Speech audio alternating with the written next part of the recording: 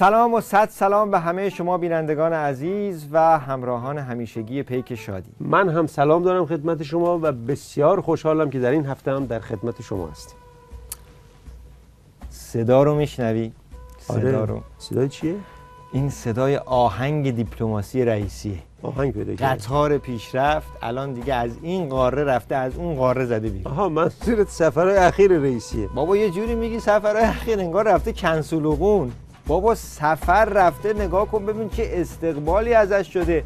انگشت حیرت بر دهان بگز. ملاحظه بفرمایید.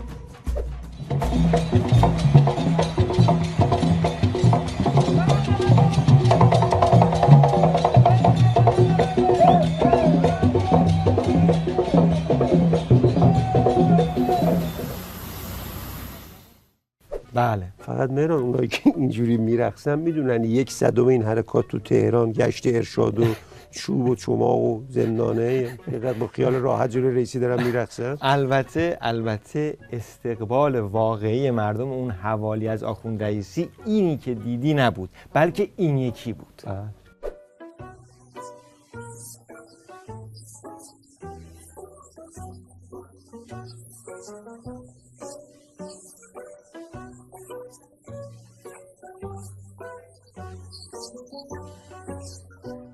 حالا بابک اینجایی که رئیسی رفت کجاها بود دقیقاً؟ بله، اینجا دقیقاً شرق آسیا بود. شرق آسیا؟ کی گفته شرق آسیا؟ آمل السادات دیگه. آمل السادات کیه؟ تو نمیشناسی؟ همون خبرنگار بازجوی اختصاصی عظما. میگه اینجا شرق آسیا. بله، پاش رو حرفش هم وایساده. و حالا پس از 11 سال وقفه آقای رئیسی رئیس جمهور اسلامی ایران وارد کنیا دروازه شرق آسیا شدند. کنیا شرق آسیاست؟ دقیقاً آمل السادات میگه. ببین داستان شبیه داستان مولانا نصرالدینه. به مولانا نصرالدین گفتن مرکز زمین کجاست؟ میختویلی خرشو کوبید، گفت همینجا. گفتن نمیشه، گفت هر کی شک داره بره متر کنه. الان آمل السادات هم گفته هر کی میگه شرق آسیا کنیا نیست بره شرق آسیا. کلاً هم مهران دهن به دهن شدن با آمل السادات، مثل اون مسئله معروف به قول مارک توین نویسنده آمریکایی، مثل یاد دادن ویولون زدن به خوکه. اون یاد نمیگیره، اعصاب نفر خورد میشه. اصلا قیدشو بزن. فکر همون کنیا شرق آسیا. حالا این دستاورد سفر رئیسی به همین شرق آسیا که گفت چی بوده دقیقاً؟ دستاوردش کالاهای اساسی بوده دیگه. ببین توافق بر سر تهاتر محصولات پتروشیمی با کالاهای اساسی از دستاوردهای مهم سفر به آفریقا بود. کالاهای اساسی؟ کالاهای اساسی دیگه. از کی تا حالا میمون جزو کالاهای اساسی شده؟ اینها خبرش. واردات میمون از اوگاندا. تو خیلی به میمون کم عنایت داری. از فردا سر سفره‌های مردم میمون میذارن. میشه کالای اساسی. کالای اساسی.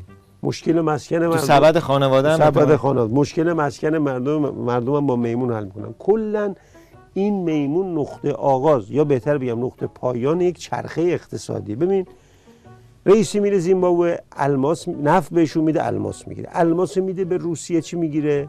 گندم میگیره. گندم میده به ترکمنستان، گاز میگیره. گاز میده به عراق، نفت میگیره. نفت میده به چینیا، جنس 20% زیر قیمت. 20% زیر قیمت. نفتم میده به چینیا، جنس بنجل میگیره. بنجل میده به اوگاندایی‌ها، میمون میگیره. حالا عکس، میمون میده به چینیا، بنجل میگیره. همین ریل، این چرخه همیشه ادامه داره. تازه آخوند رئیسی برگشته گفته که این اقتصاد با این وضعیتی که تو گفتی فقط 3% از تحریم آسیب دیده. راست گفته. ما هم که از اول گفتیم که 97% ضربه به اقتصاد ایران محصول تبهکاری خامنه‌ای و رئیسی. اون 3% هم والا محصول کار ایناست. یعنی 100% محصول تبهکاری این زوجه. نماینده خامنه‌ای تو خوزستان گفته ما به دنیا نیامده ایم که زندگی راحت داشته باشیم. درست گفته. به دنیا اومده که زندگی راحت رو از همه بگیره. نه، حالا یکی از اونایی که به دنیا اومده تا زندگی سخت داشته باشه این آخوند علم الهدی نماینده خامنه‌ای تو مشهد. چرا از اسم اصلیش استفاده نمی‌کنه؟ پدرزن رئیسی جلاده که ببین نمیدونم اون مصاحبهش یادت یا نه که میگفت من مستمری میگیرم، مستاجرم، تازه همه اینا یه طرف ملت هم بهش میگن بوفالو. یعنی این سختی زندگیش به نظرم جای تأمل داره. این مصاحبه رو ببینیم با هم. مسلمری بگیر تامین اجتماعی 2,200,000 تومان در ما، اونم اخیراً شده، قبلا کم درسی بوده. همینه فقط حقوقتونه؟ برای حقوق من اینه. بله مستمری میگیره. بله. البته این بوفالوی ولایت مثل همه آخوندهای نظام، همه خرچنگ‌ها، بوفالوها و زرافه‌ها یه ویترین داره، یه پستو، یعنی یه خلوت. توی ویترین همین لوسبازی‌ها نمیدونم شب شام ندارن و رو زیلو زندگی میکنن ولی تو پستو که میری فقط یه مورد شما برای همین بوفالو میگم تا گوشی بیاد دست. ببین سال 96 یکی از بزرگترین موقوفات در مشهد تحویل همین بوفالو شده. حالا این چی بوده؟ 10,000 هکتار زمین تو استان خراسان. استان خراسان.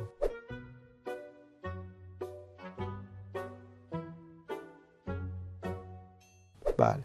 بعد میگه من مستمری بگیرم الان مثلا اون مصاحبه‌ای که کرده رو با این چجوری میخواد جمع کنه؟ تو به خرمردرندی آخوندا کم عنایتی. اینا اصلا شغلشون جعل حدیث و روایت، دروغ بستن به خدا و پیغمبره. یه نمونه از ماسمالی همین راندخاری میلیاردیشو از زبون خودش میخونه. یعنی جواب داده کم نمیاره که. بله نوشته متولی باید یکی از سادات صلحای مشهد باشد و این جایگاه به تشخیص مراجع قانونی در من احراز شد.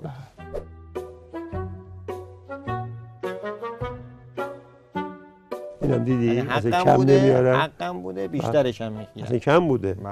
نه مستمریشه دیگه.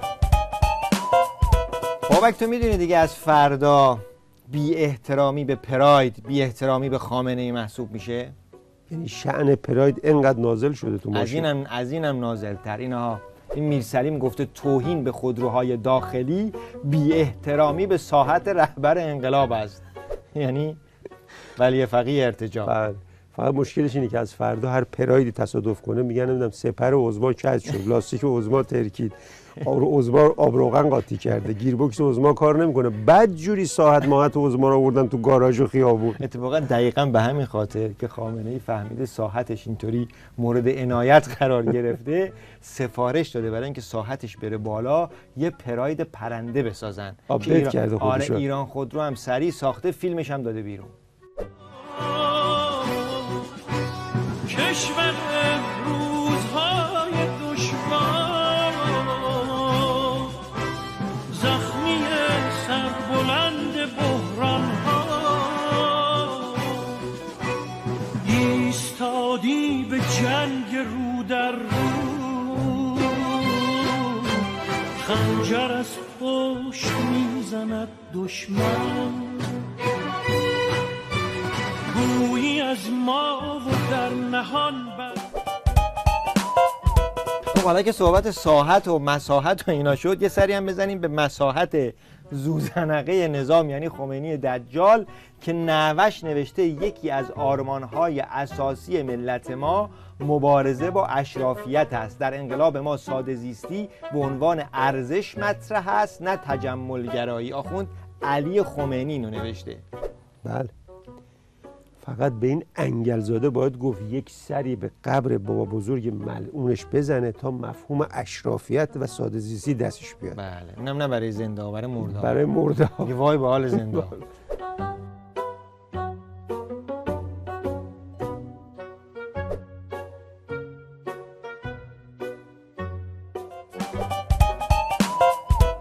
شایعاتی هست که میگن سلبریتی های حکومتی کاری جز مجیزگویی قدرت ندارن و اینا. داستانش چیه اینا؟ این سلبریتی حکومتی انتقاد داریوش ارجمند از رئیسی، انتقاد کرده به رئیسی، گفته یک شاهی از 20 میلیاردی که قول دادید وصول نشد.